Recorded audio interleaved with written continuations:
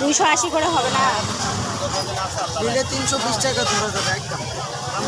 320। আচ্ছা দেখি 3 পিস আমাকে দেন, 3 পিস, 4 পিস দেন। 4 পিসে কতখানি হয়?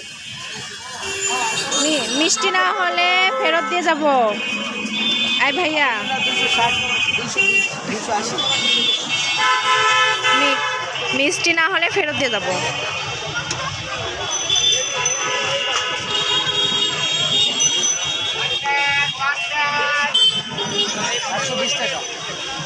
চারটায় 120 হয়েছে। এটাতে সমস্যা আছে নাকি?